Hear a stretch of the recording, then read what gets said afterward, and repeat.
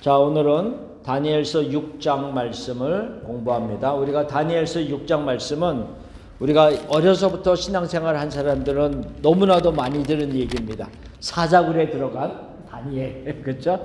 그래서 너무 뻔한 얘기지만 그러나 그 안에서도 하나님께서 우리에게 하시는 말씀이 무엇인가를 다시 한번 살펴보기를 원합니다. 그래서 이 다니엘서 6장의 본문들을 하나씩 살펴보면서 그 안에서 우리가 무엇을 발견할 수 있을까를 보겠습니다. 자, 처음에는 이제 다리오 왕이 통치하는 그런 이야기로 시작을 하고 있습니다. 그래서 1절 말씀에 보면 다리오 왕이 자기의 뜻대로 고관 120명을 세워서 전국을 통치하게 하였다 라고 하는 것을 얘기하면서 120명의 고관을 세워서 전국을 이제 분리시켜서 다스리도록 하고 그 위에 3명의 총리를 세웁니다. 3명의 총리를 세우는데 그 3명의 총리 중에 한 사람이 다니엘입니다. 근데 이 다리오 왕이 가만히 보니까 다리오 왕이 보니까 다니엘이 참 탁월한 모습이 있음을 알게 되었습니다. 그래서 거기에 보면 마음이 민첩하여 3절에 보면 마음이 민첩했다라고 하는 의미가 있는데요. 이 마음이라고 하는 말이 그 밑에 보면 이 아람어로 루아크라고 하는 말입니다. 루아크. 근데 이 루아크라고 하는 말은 영, 스피릿을 로서도 많이 사용합니다. 그래서 다니엘서 4장 8절에 보면 그 다니엘 안에는 거룩한 신들의 영이 있는지라 라고 하는 이 영, 루아크를 사용했습니다. 그리고 이 민첩입니다. 민첩이라고 하는 아람어는 야티르라고 하는 말인데 탁월하다는 말입니다. 탁월하다. 비범하다는 거죠. 그러니까는 여기서 우리가 한글 성경에서는 그냥 마음이 민첩했다라고 말하고 있지만 영어 성경 같은 데 보면 excellent spirit이라고 그렇게 표현을 하고도 있습니다. 그러니까는 왕이 다니엘을 계속 살펴볼 때 범상치가 않은 거예요. 그러니까는 굉장히 뛰어난, 영적으로 굉장히 뛰어남이 있는 것을 발견하는 거죠. 그래서 이 다니엘을 세우고자 하는, 총리 중에 한 사람으로 세우고자 하는 계획을 가집니다. 세우려고 하였더라 이렇게 얘기하고 있어요. 그러니까 지금 이렇게 생각해 보면 지금 다니엘의 나이가 몇 살 정도 됐을까요? 지금 이때 지금 바벨론이 멸망했어요. 그렇죠? 바벨론이 멸망당하고 메데 바사의 연합군이 세워진 거예요. 그러면 605년 기원전 605년에 다니엘이 포로로 잡혀왔을 때 우리가 약 한 17세 정도? 그 전후 이렇게 생각했단 말이죠. 그로부터 70년이 지나는 거예요 지금. 그러면 우리가 플러스해 보면 나이가 많이 들은 상태예요. 그렇죠? 그렇게 나이가 많이 들었지만 다리오 왕이 봤을 때는 그래도 이 다니엘을 총리로 세우고 싶은 마음이 있는 거예요. 예. 참, 그러니까 이렇게 생각해 볼 수가 있어요. 우리가 연세가 많이 든다고 해서 우리의 영이 흐릿해지는 게 아니라는 말이에요. 우리의 영적인 모습은 얼마든지 더 새로워질 수 있는 거예요. 육신은 약해질 수 있죠. 우리의 육체는 점점 약해질 수 있고 주름살도 점점 많아질 수 있고 하지만 우리의 영적인 것은 얼마든지 더 새로워질 수 있는 모습이다 라고 하는 것을 말하고 있습니다. 그렇죠? 그래서 이 80이 훨씬 더 되고 90이 점점 가까우고 있는 다니엘이라고 해서 나는 지금 늙어서 못하겠습니다 라고 하지 않았다는 거예요. 영적으로 하나님이 주신 그 힘이 있기 때문에 감당하려고 하는 마음이 있었을 거라고 생각합니다. 근데 다니엘 뿐이겠습니까? 그렇죠? 다니엘 뿐이겠습니까? 우리에게도 지금 우리 각자의 나이는 다르지만 우리에게도 하나님이 영을 주셨는데 우리가 지난번에 에베소서 공부할 때 그 밑에 써놨잖아요. 에베소서 1장 8절에 뭐라 그랬어요? 이는 그가 모든 지혜와 총명을 우리에게 넘치게 하사 그 뜻의 비밀을 우리에게 알리신 것이다 그랬어요. 하나님께서 성령을 우리에게 주셨는데 그 성령을 여기서 뭐라 그랬냐면 모든 지혜와 총명을 넘치게 하는 영으로 우리에게 임하셨단 말이에요. 그래서 그 성령이 오셔서 무엇을 알게 하셨냐 하면 하나님의 그 창세전부터 있었던 계획, 그 비밀, 하나님이 알려주시지 않았으면 도저히 알 수 없는 그 비밀을 알게 하셨다는 거죠. 그렇죠? 다니엘은, 옛날에 살던 다니엘은 꿈과 환상을 알게 하는 특별한 은사를 그에게 주셨지만 우리에게는, 현재 우리에게는 창세전부터 있었던 하나님의 비밀을 알게 할 수 있는 특별한 지혜와 총명을 우리에게 주셨다는 거죠. 하나님이 세상을 지으신 것을 믿습니까? 하나님이 우리를 위해서 독생자 예수 그리스도를 우리를 위해서 보내주시고 십자가에 달려 돌아가신 것을 믿으세요? 어떻게 믿으세요? 그렇죠? 우리는 못 봤는데 어떻게 믿으세요? 그러니까는 이게 다 어떻게 보면 영적으로 보면 비밀이라는 거예요. 영적으로 보면 이게 다 비밀인데 우리는 그것을 알고 있다는 거죠. 여기서 안다는 거는 믿음이 속해져 있는 거거든요. 그러니까 우리는 그것을 알고 믿고 따라가는 삶을 살아가고 있다는 게 이거는 뭐 얼마나 다니엘도 이건 몰랐어요. 그냥 말씀으로 그냥 앞으로 오실 메시아에 대한 희미한 것으로 알았을지 모르겠지만 우리는 이미 오신 예수님의 그 기록을 말씀으로 다 갖고 있기 때문에 어떻게 보면 더 뛰어난 축복을 받은 사람이다. 그러니까 우리도 엑셀런트한 스피릿을 가지고 있는, 소유하고 있는 사람들이다라고 하는 것을 알아야 된다는 거죠. 예? 그러니까는 우리가 현재 각자의 나이가 어떤지 각자가 알겠지만 다니엘처럼 나이가 많다고 해서 결코 우리가 뒤로 물러날 사람들이 아니라는 거예요. 우리는 뛰어난 탁월한 성령을 소유한 사람들이다 라고 하는 것을 얘기하고 있어요. 어쨌든 간에 이렇게 지금 다니엘이 탁월한 모습을 보이니까 왕이 그를 총리로 세우려고 하고 아마 그 중에서도 가장 높은 총리로 세우려고 하지 않았을까 이런 생각을 가져봅니다. 왜? 전국을 다스리게 하는 그런 총리로 세우려고 하는 모습이었어요. 그러니까는 고관들과 모든 고관들과 다른 총리들이 배가 아플까요? 안 아플까요? 시기가 들기 시작하는 거죠. 왜?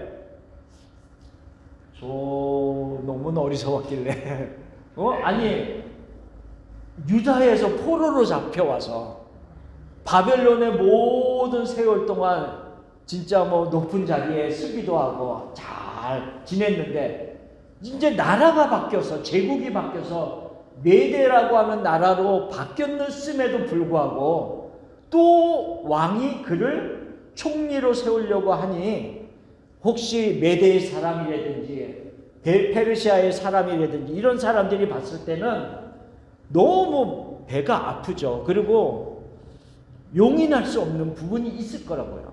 그러니까는 왕에게 자기네들이 수닥수닥해서 하나의 음모의 어떤 거를 계획을 가지고 나가죠. 왜? 아무리 다니엘을 살펴봐도 다른 걸로 흠잡을 게 없단 말이죠. 왜? 바벨론에서 그렇게 오랜 세월 동안 높은 자리에 있었으면 분명히 뭐라도 하나 트집 잡을 게 있을 것 같은데 없었다는 말이에요. 없었다. 그러니까 결국은 그들이 생각할 때 다니엘은 그의 신앙적인 것을 가지고 어떤 그 고발할 것을 찾지 않으면 다른 것은 없구나라는 것을 알고 그들이 세운 계략이 있었습니다. 뭐였죠 그게? 30일 동안 왕 외에 다른 어떤 사람이나 신들에게 무엇을 구하고 기도하게 되면 그를 사자굴에 집어넣는 법령을 만드소서. 이렇게 계획을 짜고 왕에게 가서 사바사바 얘기한단 말이죠. 그러니까 왕이 들으니까 기분이 좋거든요. 나에게만 30일 동안 무엇을 구하라. 나만 예를 들면 나만 높이라, 나만 경배하라 이런 의미잖아요. 그러니까는 생각해보니까 너무 좋거든. 그러니까 오케이, 조서에다가 도장을 찍어버립니다. 이게 이제 새로운 법령이 만들어진 겁니다. 그러면 뒤에 가서 세 번째 보면 그럼에도 불구하고 멈추지 아니하는 다니엘의 기도의 모습을 볼 수가 있습니다. 그렇죠? 그럼에도 불구하고 왕의 조서에 인장이 찍혔음을 알고도 다니엘은 전에 하던 대로 하루 3번씩 창문을 열고 예루살렘을 향해서 무릎을 꿇고 기도하였다. 그리고 성경은 그 뒤에 하나를 더 첨부합니다. 뭐냐면 감사하였더라. 이렇게 얘기합니다. 우리가 여기서 보면 몇 가지가 생각하는 게 있어요. 다니엘은 전에 하던 대로, 그러니까 계속 그의 기도의 생활이 갑자기 일어난 것이 아니라 전에 하던 대로 계속 이어지고 있음을 얘기하고 있고요. 하루 3번씩 창문을 열고 예루살렘을 향하여서 기도하는 모습이었다라고 하는 것을 얘기하고, 그러면서 하나님 앞에 감사했습니다. 뭐가 감사했을까요? 한번 생각해보세요. 그냥 상상을 해보세요. 지금 왕의 조서에 인장이 찍혔어요. 그리고 왕 외에 다른 사람에게 또 다른 신에게 구하는 자는 사자굴에다가 집어넣을 것이다 라고 하는 것을 다니엘은 알고 있었어요. 그런데 와서 기도하면서 감사했다라고 얘기하고 있어요. 뭐가 도대체 감사했을까? 범사에 감사해. 그렇죠? 뭐 감사할 내용이 뭐 여러 가지가 있을 수 있겠죠. 네. 어떤 그런 네. 네. 기도하고 있으면 행복하다. 딱히 뭐가 감사하고 이렇게 목록이 없어도. 그렇지. 그냥 기쁘니까. 네. 그렇죠. 그리고 이제 우리가 생각할 때 아까도 다니엘의 연세가 얼마 정도 됐다고요? 거의 90이 다 됐다고요. 그러면 기도하면서 이제 죽어도 여한이 없다. 그런 마음도 있으면서 그동안 자기와 함께 하신 하나님을 쭉 생각해 보면 그냥 그 자체가 그냥 감사한 거죠. 내가 아직도 하나님을 찾을 수 있는 믿음을 가지고 이렇게 기도하는 사람으로 남아있다라고 하는 것 자체가 너무너무 감사한 마음이 들었을 겁니다. 그렇죠? 어쨌든 멈추지 않았어요. 그래서 멈추지 않냐는 그 모습을 보면서, 기도하는 모습을 보면서, 물론 고관들이 왕에게 고발했고, 그 고발을 듣고 나서 다리오 왕은 다니엘을 너무 아끼니까 어떻게 하면 구할 수 있는 방법이 있을까라고 애를 쓰면서 해가 질 때까지 결정을 못 내리고 있었는데 그 모습을 알고 있는 고관들과 총리들이 와서 왕이여, 당신이 법령을 정하지 않았습니까? 행하시옵소서. 이렇게 강하게 압박을 하는 거죠.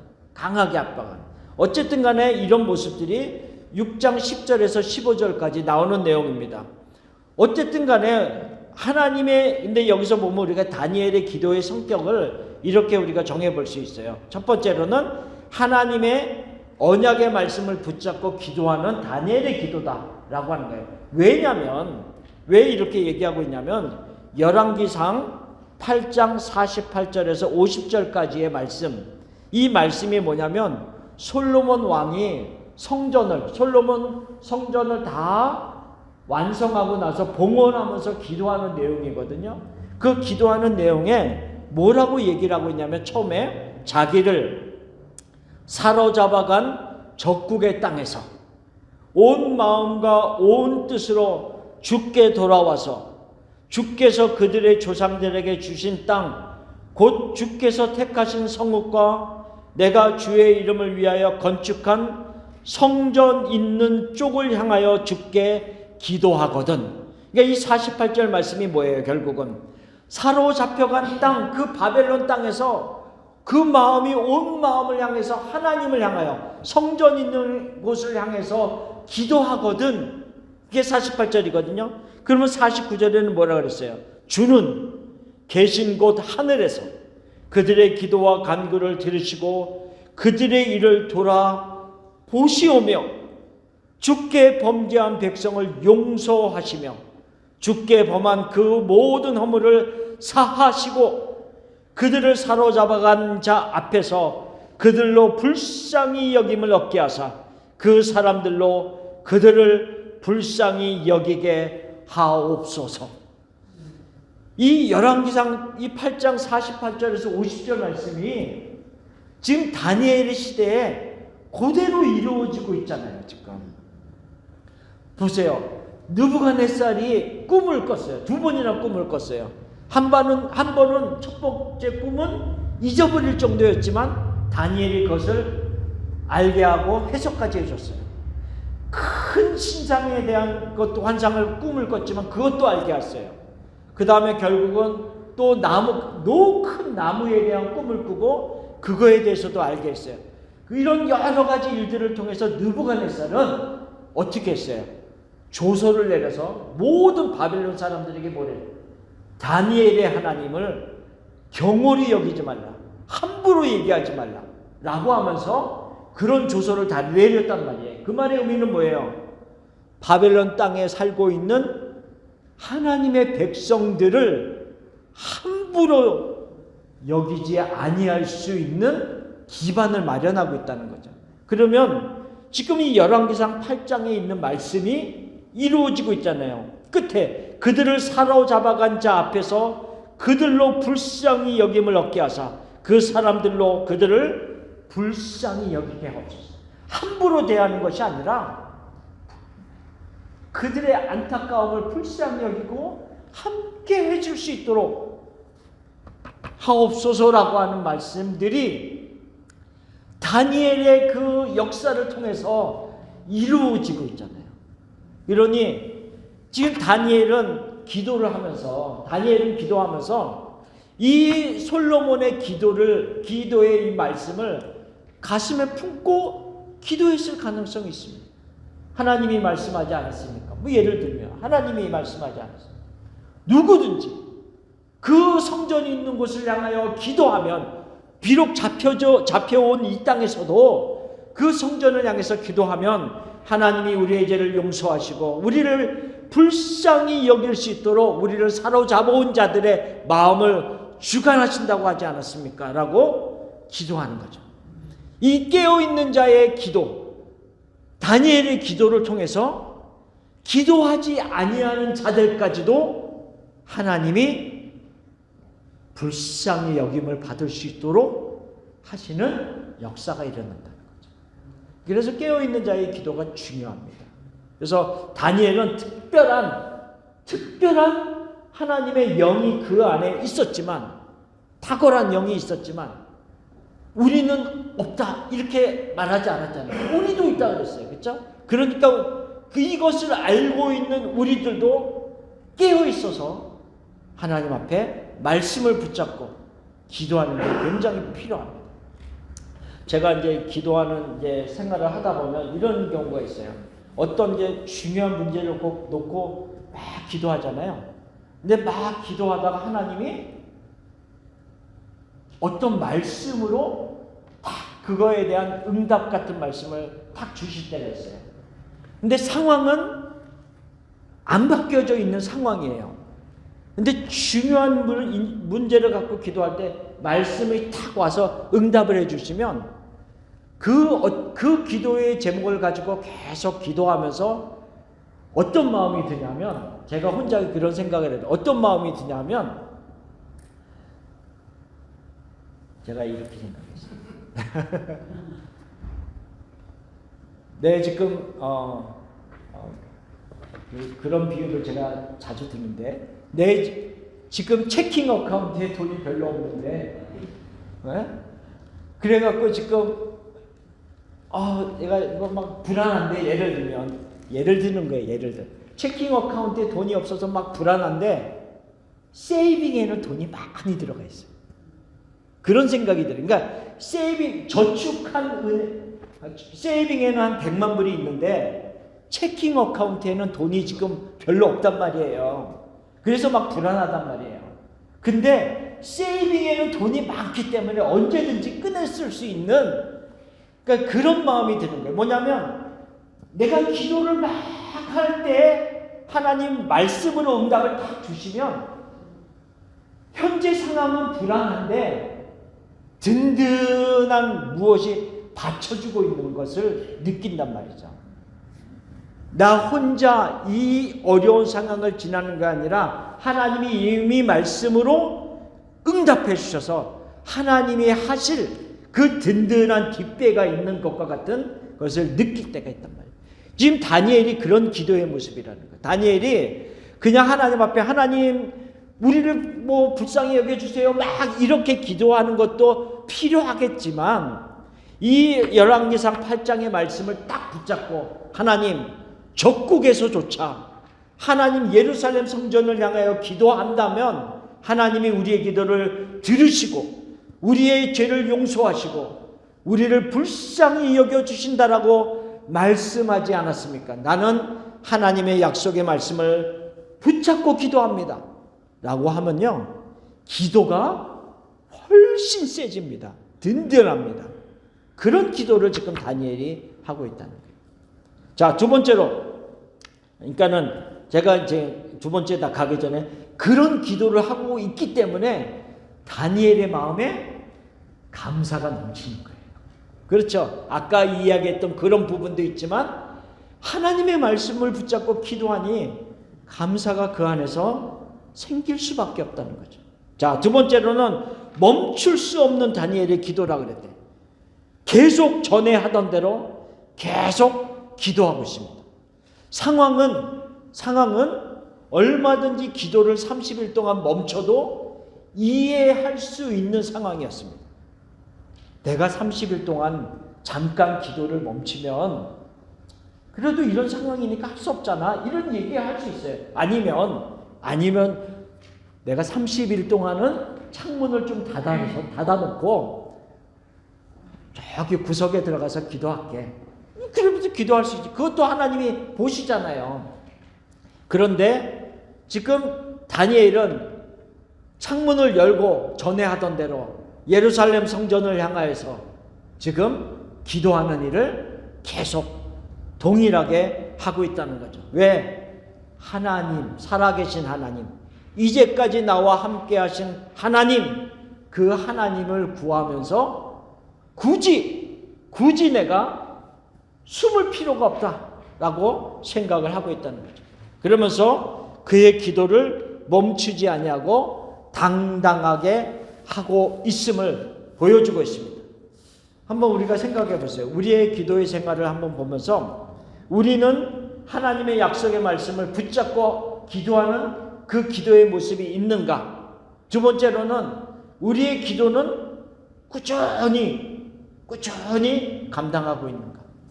그렇다 혹시 우리의 기도가 멈출 때도 있잖아요. 예를 들면 우리의 기도가 멈출 때도 있는데 일반적으로 보면 믿는 자들이 언제 기도가 멈춰지나요? 언제? 좀 시들해진다거나 아니면 멈춰지거나 할 때가 언제 있을까요? 일반적인 얘기를 합니다.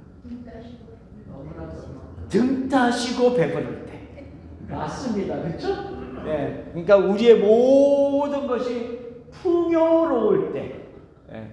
근데 이게 우리가 요즘에 우리가 역대하를 보지만 왕의 그 기록들을 쭉 보면 항상 그게 열심히 하나님을 찾다가 그가 강성하여짐에, 그렇죠?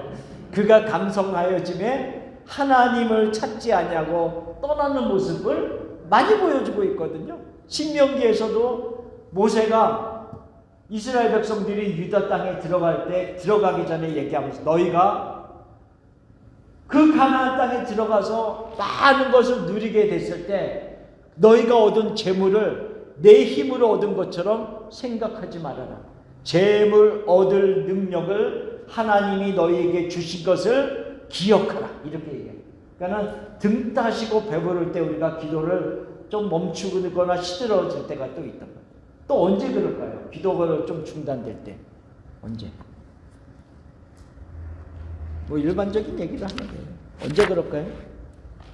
뭐 낙심될 때도 그럴 수 있죠. 낙심이 좀 깊어질 때, 그렇죠? 우리에게 어떤 깊은 낙심이 있을 때 왜 하나님이 나에게 이러실까? 뭐 이러면서 우리의 마음이 좀 힘이 들 때가 있단 말이에요. 그래서 예수님도 누가복음 18장에 보면 항상 기도하고 낙심하지 말아야 될 것에 대한 비유를 말씀하시면서 한 재판관이 있는데 하나님을 두려워하지 않는 재판관에게 한 과부가 와서 끊임없이 구하는 그 비유를 들면서 얘기를 하죠. 그렇죠? 예. 그러니까는 거기서도 예수님이 그랬어요. 항상 기도하고 낙심하지 말아야 할 것에 대한, 그러니까 우리가 낙심이 깊어지면 우리가 기도가 이렇게 시들해지거나 멈춰질 때도 있을 수 있다라고 하는 것을 얘기해요. 또 언제 멈춰질까요? 네. 세상 재미에 빠져서. 그렇지요. 세상 재미에 빠졌죠. 이게 기도가 중단되는 게 아니고 네. 언제 기도가 시작돼야 되나 하고 똑같아 답이. 그게 무슨 말이죠? 그러니까 지금 중단이 아니고 시작. 그러니까는 지금 우리는 무슨 말씀인지 얘기할게요. 자, 우리가 낙심될 때, 낙심이 깊어질 때, 우리가 또한 세상의 재미에 깊이 빠질 때, 또 우리가 등 따시고 배부를 때, 이런 여러 가지들로 인해서 우리가 기도가 점점 멈춰질 수도 있지만, 다른 한편으로는 그런 일들로 인하여서 어떤 것이 딱 클릭이 되면 우리가 기도가 다시 시작될 수 있는 가능성도 생긴다는 거죠. 네. 근데 대부분 보면 그런 경우는 있어요. 그럴 때 하나님이 우리에게 경종을 팍 주실 때가 있단 말이죠. 그러니까는 모든 것이 풍요로울 때 그냥 세월이 지나갈 수 있지만 어떤 일이 탁 클릭이 되어지면 내가 이렇게 살면 안 되겠지 라고 하는 것을 가지고 영적으로 깨어나는 그런 알람 같은 그런 일들이 우리 안에서 생길 수도 있다는 거죠. 그러니까는 우리가 복음에 대해서, 말씀에 대해서, 하나님에 대해서 확신이 없고, 그리고 말씀에 대해서 우리가 마음에 그렇게 품은 것이 없으면 우리가 기도가 시들어질 수밖에 또 없어요. 그러니까 결국은 뭐냐면 이런 생각을 해봐요. 기도는 어떤 능력적인 면이거든요. 그러니까 우리가 자동차를 타면은 기도는 악셀레터를 밟는 것과 마찬가지로 탁 밟으면 자동차가 확 나가잖아요. 그러니까 기도는 힘과 같아요. 능력과 같아요. 근데 말씀은 뭐냐면 말씀은 때로는 브레이크 역할도 하고 핸들의 역할도 하는 것 같아요. 그래서 우리가 기도를 하면서 엑셀을 딱 밟으면서 쫙 나가지만 만약 우리가 핸들을 움직이지 않는다거나 브레이크가 없다라고 한다면 문제가 생기잖아요. 그러니까는 우리가 기도를 통해서 능력을 가질 뿐만 아니라 말씀을 통해서 어느 방향으로 그 힘을 사용할지에 대한 지혜가 있어야 되는 것을 말하고 있다는 거죠. 그러니까는 우리가 언제 우리의 기도가 시들해지고 우리가 언제 우리의 기도가 약해지고 멈춰지는가를 보면 여러 가지 요인이 있어요. 그래서 그 다음 페이지에 보면 제가 몇 가지를 그냥 예를 들었는데, 뭐 주위에 다른 어떤 압박이 있을 때, 두려움이 있을 때, 죄책감, 낙심이 깊어지거나 하나님의 침묵, 우리가 기도해도 하나님이 전혀 응답하지 않는 것과 같은 그런 마음으로 낙심이 깊어지고 하나님의 침묵이 길어지고 할 때, 그리고 편안하고 풍요롭고 뭐 이럴 때, 등 따시고 배부를 때, 우리가 오히려 편안하게 하나님을 찾을 수 있는 생활도 할 수 있지만 그렇지 못한 모습도 얼마든지 있다라고 하는 것을 얘기하고 있습니다. 어쨌든 다니엘은 지금 강하게 압박해오는 주위의 환경들이 있지만 그의 기도가 멈추어지지 않았다라고 하는 것을 말씀하고 있습니다.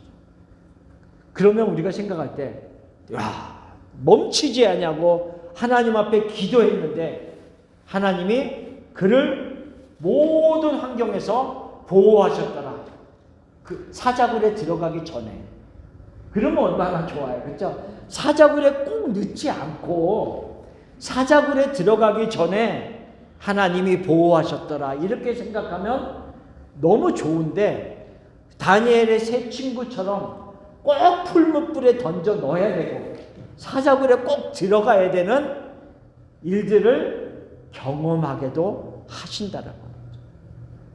그렇죠. 그래서 지금 사자굴에 결국은 다리오 왕이 던져 넣도록 승인을 합니다.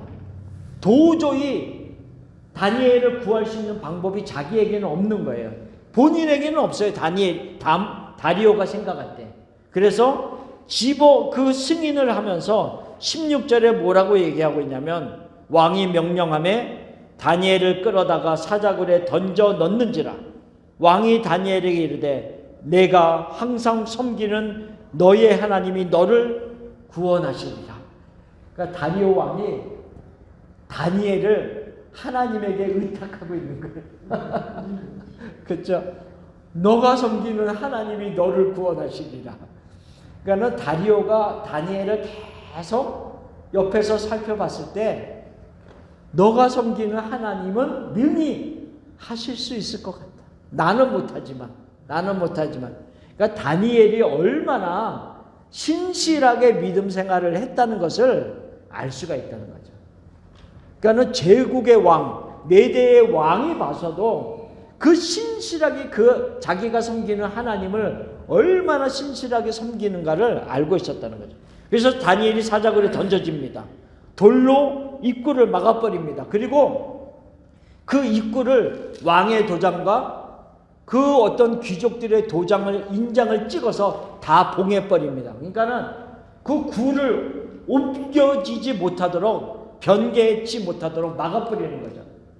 얼마나 그냥 그 귀족들이 고관들이 다니엘을 죽이고 싶었으면 이랬을까요? 그리고 왕은 궁에 돌아와서 밤새도록 금식하고 잠도 자지를 못하는 그런 모습으로 뜬 눈으로 밤을 새웁니다. 그리고 나서 새벽에 달려가는 거죠. 이른 아침에 막 달려가서 굴을 막았던 그 입구 옮기고 그 다음에 부릅니다. 뭐라고 불러요? 다니엘을 부르면서 20절에 이렇게 얘기합니다. 다니엘이 든 굴에 가까이 이르러서 슬피 소리질러 다니엘에게 묻되 살아계시는 하나님의 종 다니엘아 내가 항상 섬기는 내 하나님이 사자들에게서 능히 너를 구원하셨느냐라고 얘기합니다. 참 다리오 왕이 대단한 것 같아요. 그런데 그 다리오를 그렇게 만든 다니엘이 얼마나 참 멋있는지 그런 생각을 해봅니다. 살아계시는 하나님의 종 다니엘아. 우리가 지난주에 그 벨사살에 대한 공부를 하면서 벨사살의 어떤 왕비가 와서 그 다니엘에 대한 이렇게 하나님의 사람에 대한 그런 어떤 것을 얘기했잖아요. 그 다니엘을 생각할 때 그 다니엘은 하나님의 사람, 어떠한 사람이었다라고 하는 것을 얘기하면서 우리도 어떻게 분리하기를 원하는가 이런 얘기를 했어요. 너 하나님의 사람아. 그렇죠? 이런 얘기를 했는데 여기서도 보면 다니엘에 대해서 뭐라고 부르고 있냐면 살아계시는 하나님의 종 다니엘아. 이렇게 살아계시는 하나님.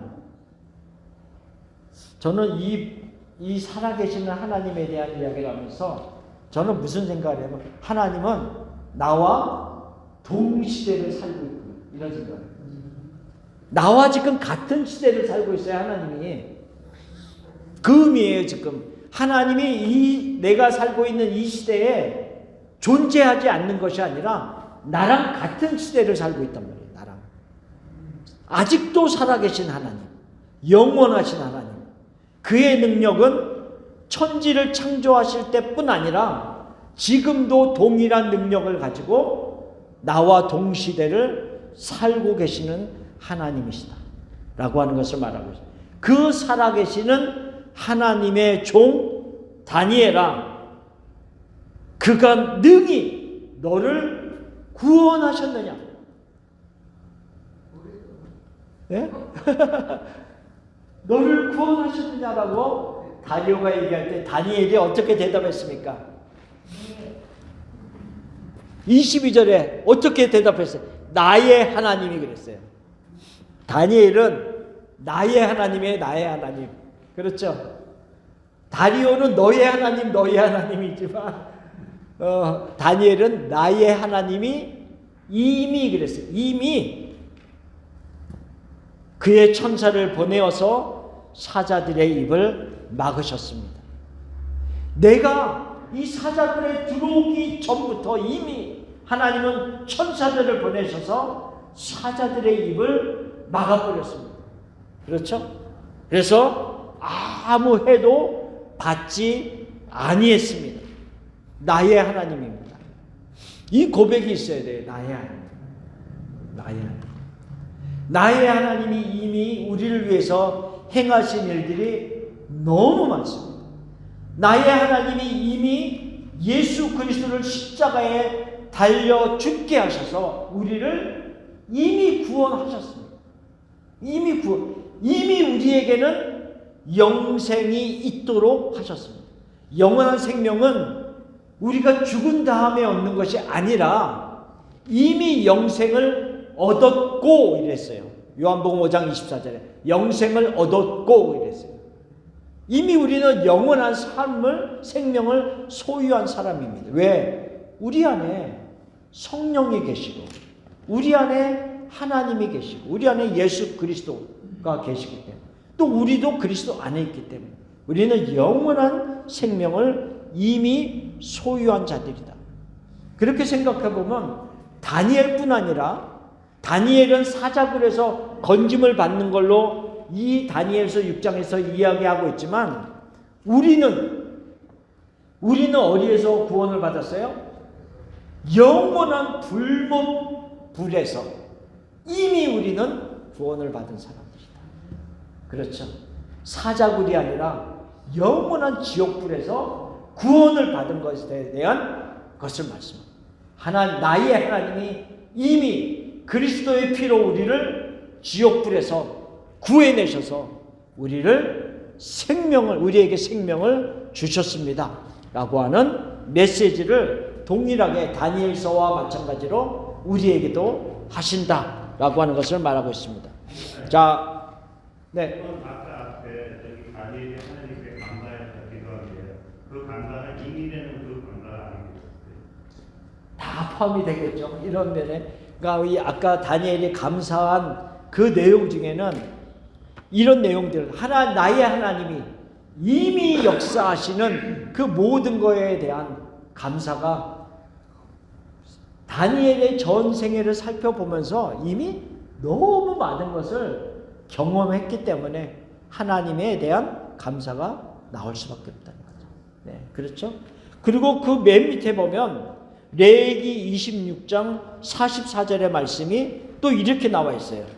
그런즉 그들의 원수들의 땅에 있을 때에 내가 그들을 내버리지 아니하며 미워하지 아니하며 아주 멸하지 아니하고 그들과 맺은 내 언약을 폐하지 아니하리니 나는 여호와 그들의 하나님이 됨이니라. 어디에 있을 때예요? 원수들의 땅에 있을 때, 적국에 있을 때, 아까 말씀하고 똑같습니다. 원수들의 땅에 있을 때, 적국에 있을 때 내가 그들을 버리지 아니하겠다. 내가 그들과 맺은 언약을 폐하지 아니하겠다. 왜요? 나는 그들의 여호와 하나님이 됨이니라. 그러니까 여기서 분명히 뭘 말씀하고 있냐면 그들의 죄로 말미암아 하나님의 백성들이 하나님에게 죄를 범함으로 말미암아 비록 적국의 포로로 잡혀가기도 하고 끌려가서 고통을 받고 있는 그 순간이라 할지라도 내가 너희를 버리지 않겠다는 거예요. 그러니까 우리가 예를 들어서 이스라엘 백성들이 본국에서 평안히 거할 때만 하나님이 버리지 아니한 것이 아니라 비록 죄를 지어서 멀리 잡혀가 있는 그 상황 속에 있어도 내가 너희를 버리지 아니한다. 내가 너희와 맺은 언약은 꼭 지킨다 라고 하는 것을 말씀하고 있습니다. 근데 거기에는 꼭 깨어있는 자들이 말씀을 붙잡고 기도하는 그 기도와의 역사가 있어야지만이 그 일들이 이루어지고 있음을 보여주고 있습니다. 그러니까 깨어있는 자가 굉장히 중요하다는 것을 말하고 있습니다. 그래서 다니엘은 항상 이런 말씀들을 붙잡고 기도하는 그런 모습이었다라고 하는 것을 얘기하고 있습니다. 자, 이런 모든 것을 경험한 이후에 다리오 왕이 신앙으로 고백하면서 하나님을 찬양합니다. 26절, 27절 말씀이 거기 써 있는데요. 한번 같이 천천히 읽어보겠습니다. 내가 이제 조서를 내리노라. 내 나라 관할 아래에 있는 사람들은 다 다니엘의 하나님 앞에서 떨며 두려워할지니 그는 살아계시는 하나님이시요 영원히 변하지 아니할 이시며 그의 나라는 멸망하지 아니할 것이요 그의 권세는 무궁할 것이며 그는 구원도 하시며 건져내기도 하시며 하늘에서든지 땅에서든지 이적과 기사를 행하시는 이로써 다니엘을 구원하여 사자의 입에서 벗어나게 하셨음이라 하였더라. 와, 어떻게 다리오 왕이 이런 조서를 내릴 수 있을까? 물론 다리오 왕의 믿음이 대단하네요. 그러니까 그 하나님에 대해서 묘사를 하고 있는데 진짜 엄청나지 않습니까? 야, 그러니까는 다니엘의 그 사자굴의 경험이 다니엘만 세우는 것이 아니라 그 옆에 있는 메대 왕 이 다리오를 얼마나 영적으로 이게 깨어나게 하는지. 야, 그는 살아계시는 하나님이시오. 영원히 변하지 아니할 이시며 그의 나라는 멸망하지 아니할, 그러니까 하나님의 나라에 대한 인식까지도 한단 말이에요. 그의 권세는 무궁할 것이며 그는 구원도 하시고 건져내기도 하시며 하늘에서든지 땅에서든지 이적과 기사를 행하시는 이로써. 야, 대단합니다. 그러면 아까 우리가 뭘 생각할 수 있어요? 솔로몬의 기도에 분명히 뭐라 그랬어요? 잡혀간 적국에서 온 마음으로 이 성전을 향해서 하나님께 구하면 하나님이 우리들의 죄를 용서해 주시고 그 다음에 그 잡혀간 자들의 마음을 움직여서 불쌍히 여기도록 하여 주옵소서라고 하는 이 말씀이 넘치도록 이루어지고 있잖아요.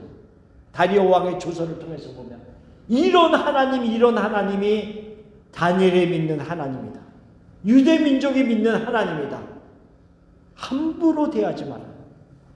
그러니 이 조서를 받아보는 그 메대의 사람들이 유다 사람들을 함부로 대하겠냐는 거예요. 불쌍히 여길 수밖에 없는 마음이 들도록 하신다는 거죠.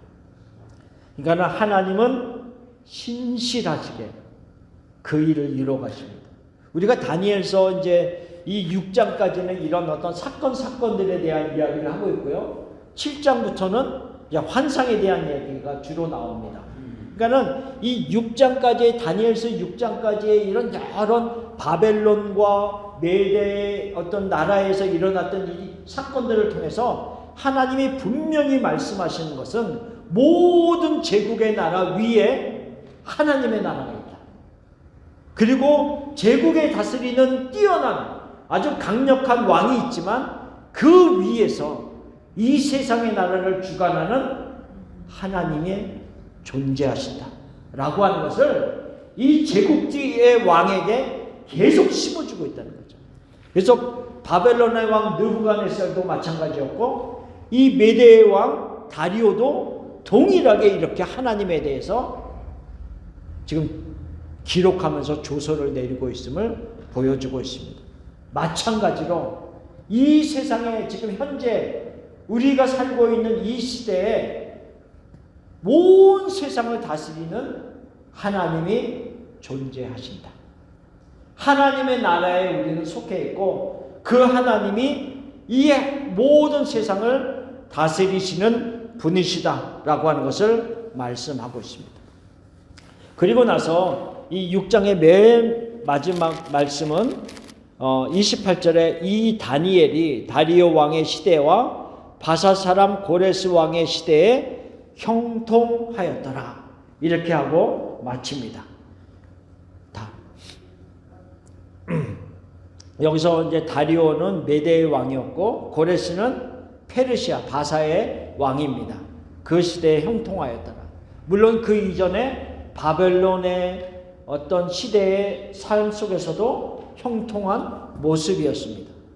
자, 그러면 형통이라고 하는 것을 잠깐 그냥 짧게 설명해 보겠습니다. 자, 이 창세기 39장 2절에도 보면 요셉에 대한 이야기를 하면서 무엇을 얘기하고 있냐면 여호와께서 요셉과 함께 하심으로 그가 형통한 자가 되어 그의 주인 애굽 사람의 집에 있으니 이렇게 얘기하고 있습니다. 우리가 아까 다니엘은 6장 28절의 마지막은 그가 다리오 왕과 고레스 왕의 때에 형통했다라고 얘기하면서 마무리 짓기 때문에 우리는 이렇게 쉽게 생각해 볼 수가 있습니다. 그렇지. 다니엘은 지금 가장 높은 총리로서 굉장히 위에 있는 직분을 가지고 있으니 얼마나 형통할까? 이렇게 우리가 생각해 볼 수가 있잖아요. 그런데 성경은 그의 직위가 높기 때문에 형통하다라고 얘기하고 있지 않다라고 하는 거죠. 지금 왜냐하면 하나의 예로 요셉이 창세기 39장에 그의 삶이 형통했다라고 했는데 이때 요셉의 환경은 어땠냐면 보디발 장군의 집에 노예로 팔려간 상태였어요. 그러면 우리가 생각할 때 다니엘은 총리로서 높은 지위에 있었기 때문에 형통했다라고 그렇지 이렇게 생각할 수 있지만 그렇다라고 생각한다면 요셉은 지금 노예란 말이에요. 노예. 그러면 형통한 자의 모습이 아니죠. 그런 입장에서 보면. 그런데 성경은 뭐라 그러냐면 여호와께서 요셉과 함께 하심으로 그가 형통한 자가 되었다 그랬어요. 그러니까는 형통이라고 하는 말이 재물이 많고 적음이 아니라 직위가 높고 낮음이 아니라 여호와 하나님이 그와 함께 하시는가에 대한 근거를 가지고 형통했다는 거죠. 우리는 형통한 자입니까? 우리는 형통한 자예요? 아멘? 왜? 하나님이 우리와 함께 하시기 때문에 형통한 자입니다. 다만 형통한 자답게 살아가고 있느냐의 문제이지 우리는 하나님과 함께 하고 있기 때문에 사실은 형통한 자의 모습입니다. 그리고 이 형통이라고 하는 말의 뒷부분에는 무엇이 깔려있냐면요. 하나님의 계획이 하나씩 이루어지고 있는 것이 형통이에요. 하나님의 계획이 이루어지고 있는 것. 자, 요셉의 삶을 잠깐 살펴보면 자, 아버지의 사랑을 받으면서 물론 엄마가 먼저 세상을 떠났어요. 자기를 낳아준 엄마가 자기가 어렸을 때 세상을 떠났어요. 그렇지만 아버지의 사랑을 듬뿍 받으면서 살다가 아버지의 심부름을 받고 형들에게 왔는데 어떻게 됐어요? 형들로 인해서 노예로 팔려갔어요.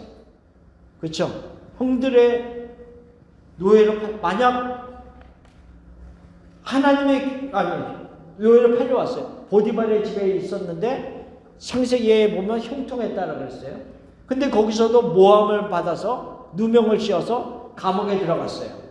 감옥에 들어가서 또 열심히 그 맡은 일을 했어요. 근데 거기서 또 꿈을 꾼 자가 나왔어요. 떡 맡은 간원장, 술 맡은 간원장이 꿈을 꿨어요.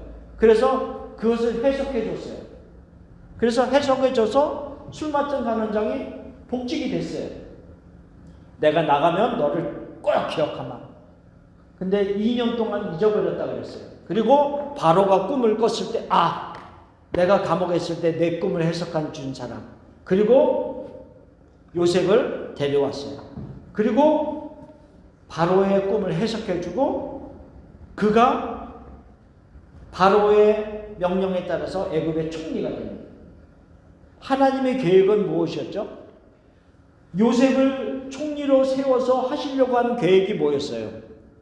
앞으로 임할 큰 흉년을 피해갈 수 있도록, 이 주위에 있는 모든 백성들을 구원할 수 있도록 요셉을 애굽으로 오게 하고 30세가 될 때까지 잘 보존하다가 30세가 되었을 때 바로 앞에 서서 꿈을 해석해주고 총리가 된단 말이죠.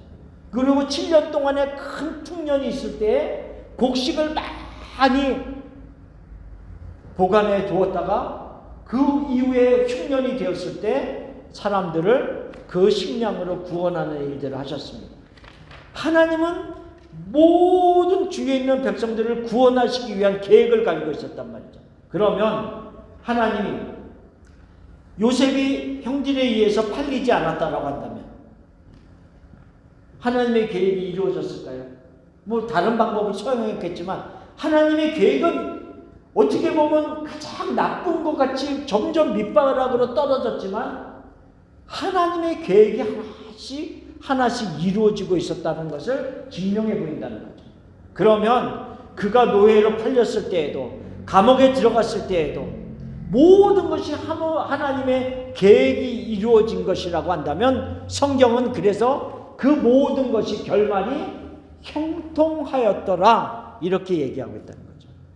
그러니까는 우리가 모든 것이 잘 풀리고 우리가 모든 것을 잘 누리고 있어서 형통한 것이 아니라 우리의 삶 속에서 하나님의 계획이 하나씩 이루어지고 있는 그 자체가 비록 내가 지금 눈물을 흘리고 비록 내가 지금 아픔을 가지고 있는 때라 할지라도 하나님이 나와 함께 하시면서 하나님의 계획이 이루어지고 있는 것이라면 그 삶 자체가 형통한 것이다 라고 하는 것을 성경은 얘기하고 있습니다.